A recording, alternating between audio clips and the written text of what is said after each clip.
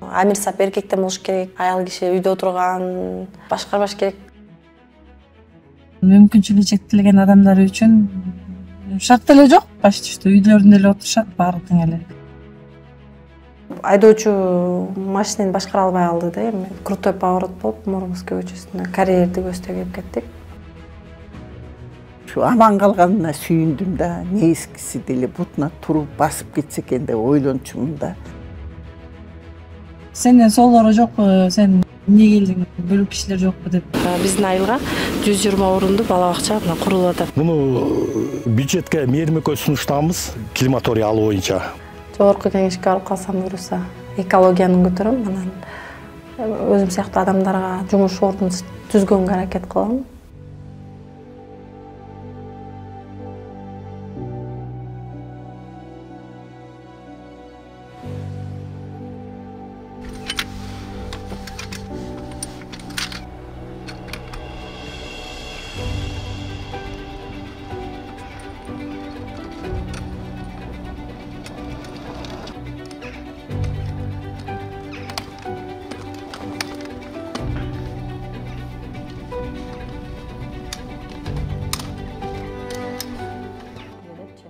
Жыйырма 29 жаштагы Мээрим Молдалиева Борбор калаадагы Кыргыз Улуттук университетин аяктаган, кесиби боюнча юрист. Ал 2021-жылы шайлоого катышып, эң көп добуш менен Байзак айылды кеңешинин депутаты болуп шайланган.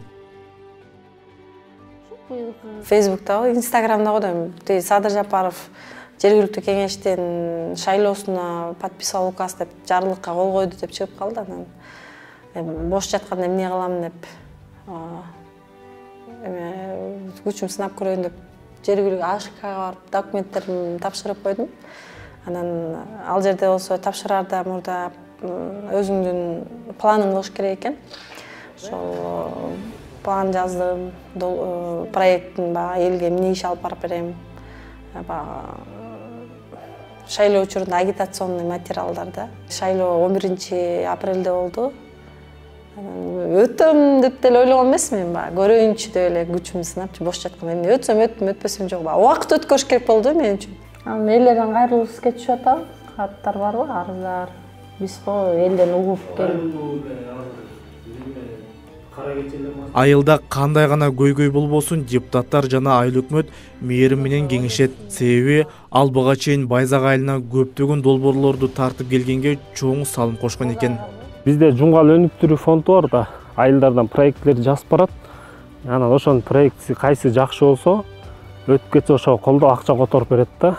Ошу мектебибиз бир корпусу үстүнөн тамчы тамып, ичине чатырлар жарабай, терезелери эски болуп, ушундай акыбалга келип калганда, Мээрим өзү проектти жазып айыл өкмөт менен биргеликтечи чуркап жүрүп 10 миллион сомдук проектин өткөрүп, мектеп полный үстү чатырланып, терезе эшиктери которулуп, ошону бүткөрдү. Ошол маселе менен 2 жыл кармаштык турат. Ал шайлоодон кийин 2 жылдай айылды кеңештин төрайымы болуп иштеген. Бирок кийин баш кууганды менен Байзак айылы бириккенден кийин төрайымдыкты өткөрүп берген.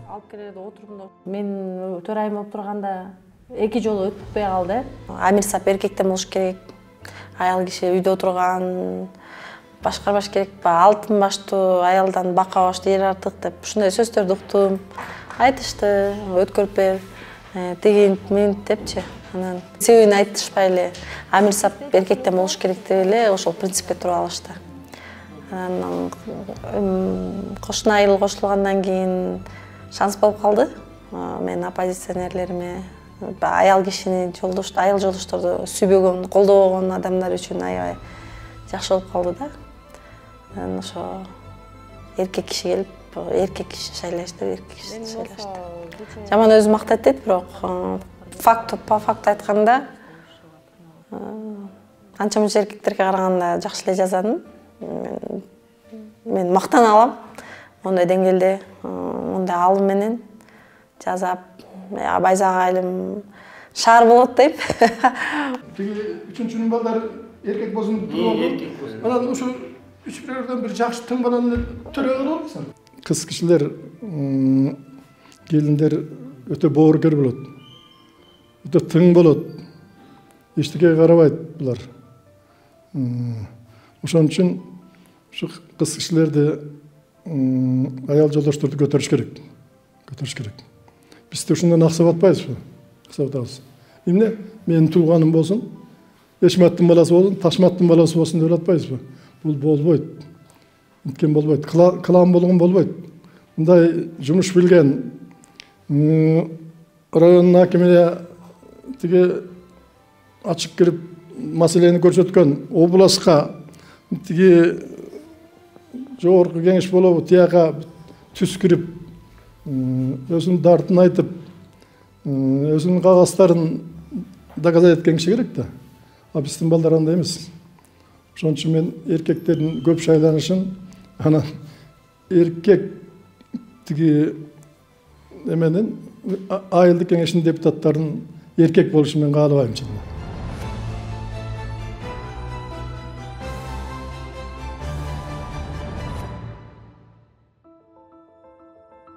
Мээрим депутаттык мөөнөтү аяктаганча Байзак айылынын өнүгүшүнө бардык күч аракетин жумшап, жакшы иштерди жасап кетүүнү эңсейт. Ал буга чейин жаратылышты өнүктүрүү коомдук фондуна атайын долбоор жазып, конкурстан жеңип, көчөлөргө таштанды таштоочу челектерди койдуртуп жана таштанды чыгаруучу автоунаа дагы алдыртып келген экен. Сиз мусоробузду сиз алып келдиңизби? Бул 2021 жылы өндүрүштөн жаңы чыккан Хово. Мындай жаңы жана көп функционалдуу таштанды ташуучу унаа Бүткүл Жумгал районунда жок.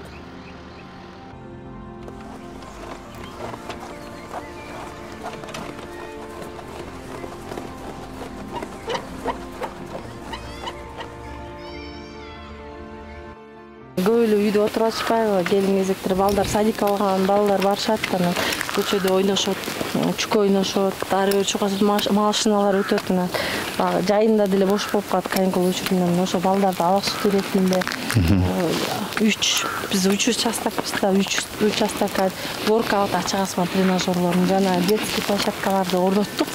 Ал детский площадка 6 жерге турду. Воркаут болсо 3 жерге турду, эми ал жерге деген жаштар футболго 3 футбольный полебыз бар. Эркектер футбол эле ойношот экен. Анан аялдар кар-картаңда калып калат атпайбы? Анан аларды эске алуу иретинде ошо воркауттарды да орноттук. Ошондой эле каарманыбыз 120 орундуу жаңы бала бакчанын курулушуна республикалык бюджеттен акча бөлдүрткөн. Бул эмгегин ал өзүнүн эң башкы жетишкендиги деп эсептейт. Өлкө күмөндүүлүк алган 30 жылда бул Байзак айылындагы алгачкы капиталдык курулуш болуп калды. Биздин айылга 120 орундуу бала бакча курулуп атат. Алдыңызда турат. Фундаменти бүттү. Булбу? Бул 120 орундуу 2 кабаттуу бала бакча. Республикалык бюджеттен каржыланып атат. Эме жогорку кеңештин төрагасы Шакиев жана вице-спикер башка депутаттар болуп келип, капсуласын салып кетишкен. Стройдун директору да келген. Бул аябай биз үчүн жакшы жаңылык, балдардын келечеги үчүн билим берүүдө. Нарын эли негизинен мал чарбачылык менен алектенет. Ошого элдин ыңгайы жана малдын саламаттыгы үчүн сапаттуу ветеринардык процедураларды жүргүзүүгө шарт түзүү абдан маанилүү. Муну сезген Мээрим өзү толуу өскөн Базак айылына ооруган малды бөлүп алып, текшерип, дарылоого жардам бере турчу сарай салдырган. Бул малчылар үчүн ыңгайлуу жана коопсуз. Алексам. Жана айтып аткан биздин раскол ушул. Эбилбайке ушул киши баарын бизге сунуш берип, көрсөтүп, туура түшүндүрүп, жеткирип кылып анан ишке ашкан нерсе да, биздин колдообуз менен.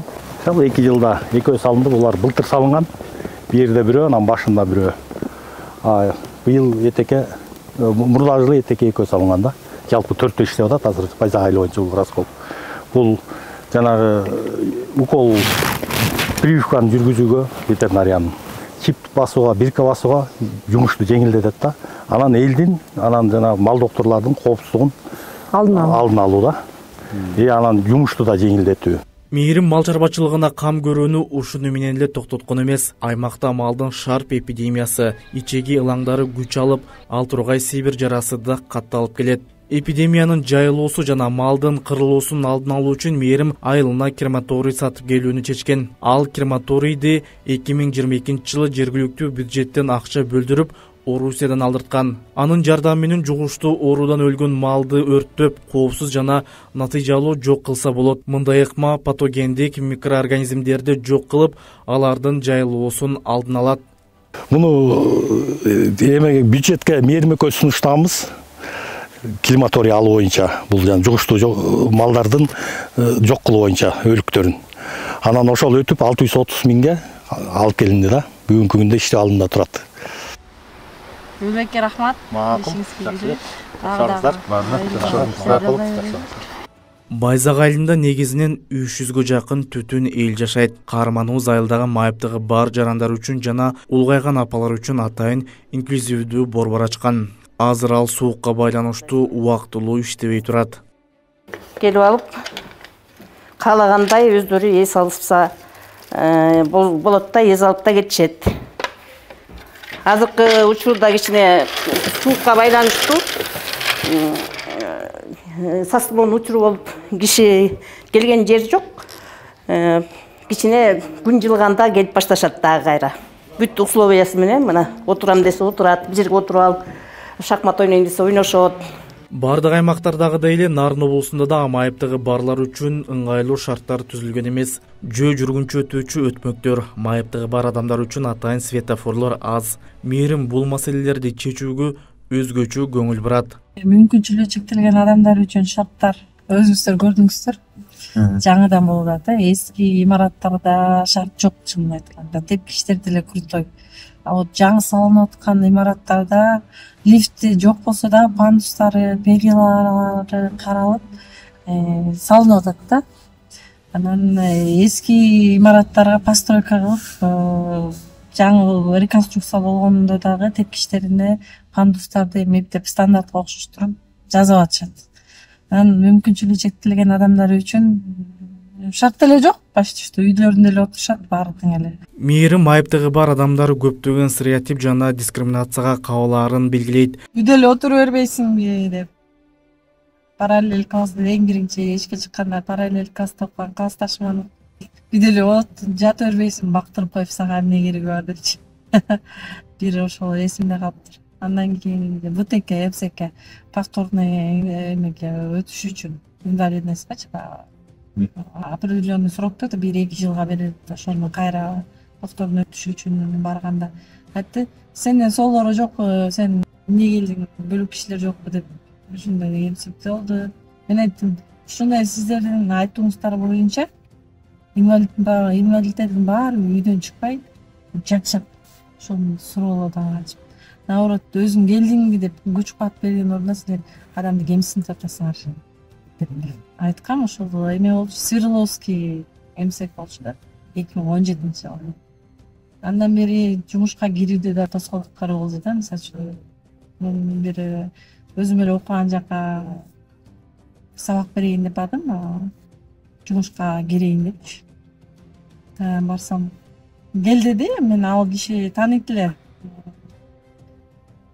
Авария болгонго чейин авария болгонду деле билет, бирок мени балдак менен басып калганын билбейт экен да. Кел деди, с удовольствием жумушка алам дедим. Мен баргандан кийин мени көрдү, состояниемди көрүп. Ал киши аяды бир чети, бирок айттым, мен соолорду жумушка алып айтам, сен алсаң коллективден алдым, эмне деп айтам дедим.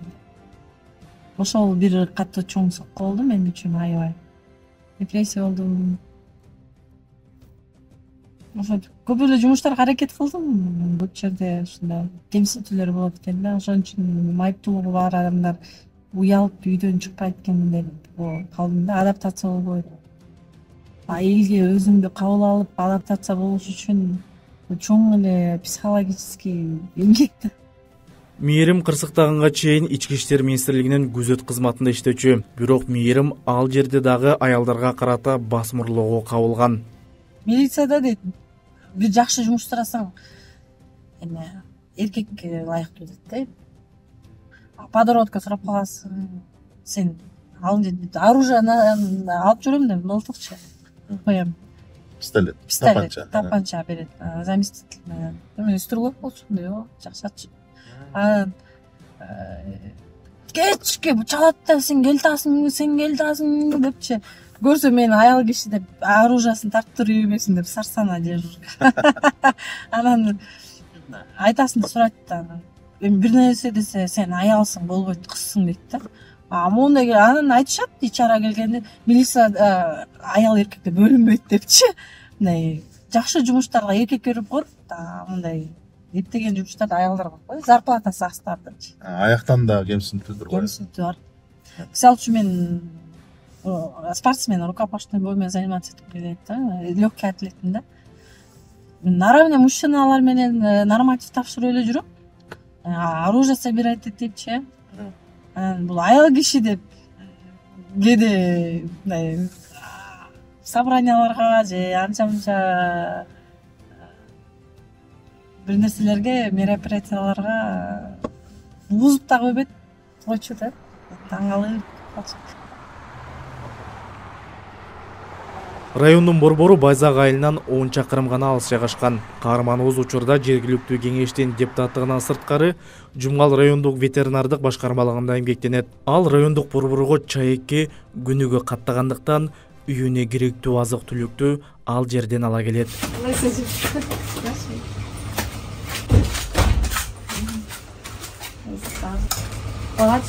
Алма, шаш алмасы. Мында бини сатабыз.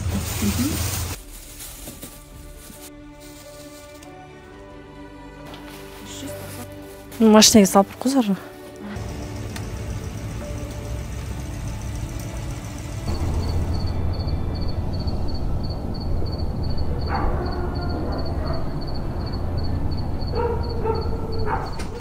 Сапар жакшы. Мына сен келинде кызым. Жумуштарың бүт жүрүп жакшы. Бул систем. Муну багат келгенге чоң рахмат. Мээрим 2015-жыл жумушуна бара жатып, жол кырсыгына кабылган. Каарманыбыз ошол кезде 21 эле жашта болгон. Эртең менен жумушка баратканбыз. Биз машинеде 4 сотрудник болчубуз. Эки отступающий, эки наступающий менен балдар болчубуз. Жолдо бара жатып бага айдоочу машинени башкара албай калды да эми. Ал крутой поворот болуп, Мурманский көчөсүнө карьерди көздөй кеп кеттик. 4-корполенция жак. Ошол жол кырсыгына учургандайын азыркы абал калдым да. Мындан да начар болчумун. Баспай калгам, төшөктө жаттым бир жыл. Ал ошол мен авария учурганда болгондо мен билбейм да, бирок кулап 30 машинеден 30 метр аралыкта кулап, еще жөргөлөп жүрмүн, арыкка түшүпчү. Бирок мен ошол машина ичинде 4 бөлөк жакта экенбиз. Ошол 4 бөлөк жакта болсо да эмне кылып аткан, кандай акыбалда болгонун мен көрдүм да. Мен айтсам азыр күлкүмүштүү, эч ким ишенбейт да. Адамдын жаны учуп калат экен да. Острый боль болгондо сезип аттым, өзүмө келип, анан так коматозный состояниеде 19 күн жаттым. Бүгүн эмне тамак жадым? Бүгүн картошка куурайын деп отурам, азыр картошка куурабыз. Мээрим азыркы учурда айылда апасы жана инисинин үй бүлөсү менен чогуу жашайт. Анын ден соолугуна дайыма ушул адамдар кам көрүп, ага дем күч берип келишет. Апасы кызынын мындан дагы сакайып кетишин күнү түнү тилейт. Şu aman kalganına suyundum da ne eskisi dili butuna turup basıp gitse eken de oylonçum da anan basallığa kaldı. Daha bunusuna toba jatıp kalsa, kaleskada olup kalsa anta dilim tayak iki tayak bu suda basıp жүрөт самостоятельный. Эми ушусундан бага ачылса экен, ден соолугу оңолуп кетсе экен деп тилек кылам. Көп эле нерседен өттүм. Жөн эле мээрим болуп калган жокмун азыркы. Кыйын болду. Өзүң кабыл алып жашоо, бул жашоодо ушундай төшөктө жатсаң беспомощный болуп, болчу өлүп калыш керек деп. Эч нерсе кыла албасаң да. Ошол нерсенин баарын өттүм. Апам айтты: "Кызым, сен миссияң бар да. Ошону сабады айтпай эле. Туура эмес, өлөм деп атсам. Сеника кеткен миллиондорду элдердин сага келген убактысы бөлүп келген зыярат кылып келет да. Ошолорду кайтып бер. анан кете бер депчи. Андан кийин кызым сенин миссияң бар да карачы мондай адамдар кетип калат деп анан ойлондум. Азыр мен жашоону сүйөм, жашоо керемет дейм. Мээримдин алдыда дагы чоң пландары бар. Ал депутаттык мөөнөтү бүткөнчө элге эмгеги сиңип, жакшы иштерди жасап кетүүнү ойлойт. Мен күчүм башка bundan да чоң нерсеге жетерин көрүп, анан чоң саясатка аттанып көрсөмбү деп атам. Анан элдин колдосу менен дейм. Болобу, болбойбу аракет кылыш керек да. Кудайым аракетке берекет кылып коет го. Жөн эле отура берсең да болбойт, аракетин жасап атам. Азыр жаштарга ишенич жок да. Но жаштардын да атын биз подвать этип сатпайлык деп, жаштар муну кыла алат деп, алардын да талашып жүрөбүз да. Ошол. Жогорку кеңешке барып калсам буюрса, экологияны көтөрөм, анан өзүм сыяктуу адамдарга жумуш ордун түзгөнгө аракет кылам.